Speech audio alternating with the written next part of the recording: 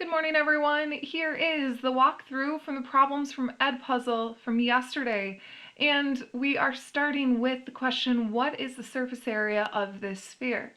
Of course, as I'm going through these, I keep out my formula sheet so that I know what formulas I could possibly use and just copy them over to the problem that is fitting.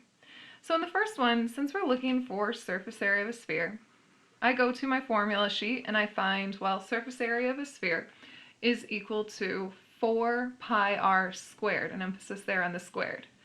So I have surface area equals 4 pi, and then this is just multiplied by whatever my radius is, squared. So here the only piece of information that I need to fill in is what is r. So r equals, well, in this problem it tells us directly r equals 14. I can then fill that into my formula. And when I type this into my calculator, I end up with 4 pi times 14 squared, and that gives me 2463.009. And that is, of course, in centimeters squared. For number 2, this one was a bit of a mean one. Sorry about that. That is checking whether or not you're reading the question carefully, because this one's asking what is the volume of this sphere. So make sure that when you're looking at your formula sheet, you don't mix up surface area and volume. Super easy to do, but they're asking about different things. Volume is talking about how much this object is filled in. Surface area is talking about what about the coverage of the outside of this figure. And this one is asking for volume, so I'm going to be using V is equal to 4/3 pi r cubed. So let me write down that formula.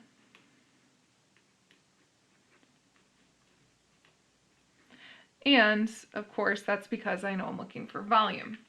Now the only thing I need to fill in here is what is r. And I'm told directly in the problem that r is equal to 6 feet. So I'm going to fill in 6 for r, and I can type that directly into my calculator to get 4/3 pi times 6 to the third is equal to 904.77, and let's round up to 9 feet squared.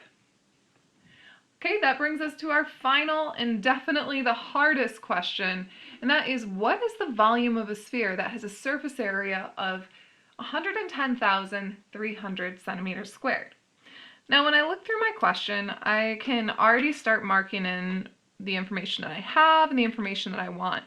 And I see that I have surface area, which is equal to this number here. So I'm just going to label that as surface area. And I know that I want to find the volume of the sphere. So already this is telling me that I'm probably going to use both the volume formula and the surface area formula. So I'm going to write both of those out. If I end up not needing one, no harm done.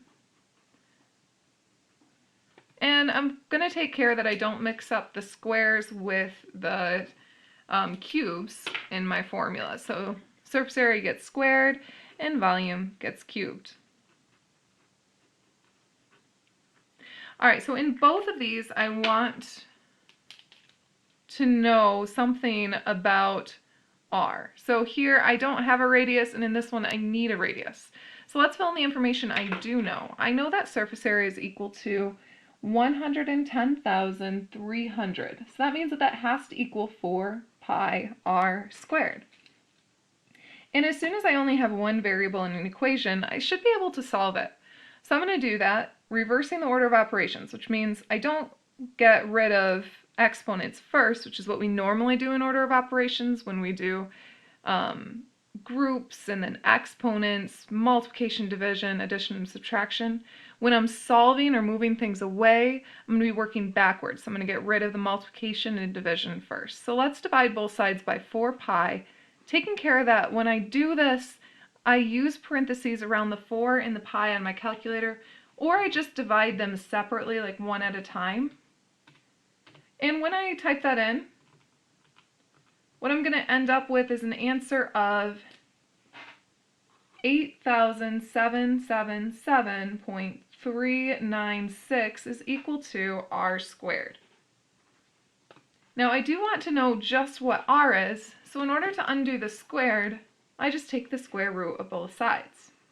And that's going to give me r is equal to, let's see here, 93.688. And we do know this is in centimeters. So what I want to do now is I want to use my answer to find the volume, because I don't want to know what my radius is. I want to know ultimately, well, what's my volume?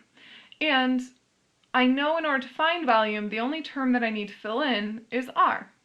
So if r equals 93.688, I can cube that, multiply by pi, multiply by 4/3, and when I get that all into the equation, I end up with an answer of 344,586.395, and we are in the third dimension, so we're in centimeters cubed. So that ends up being our final answer, and we would be done at that point. Today what you guys have is a worksheet, and what I want you guys to do is solve those. We are actually at the end of this unit, so we're going to be getting our review today. I will go over various problems tomorrow, and you can, or Monday, sorry, and you can check that out.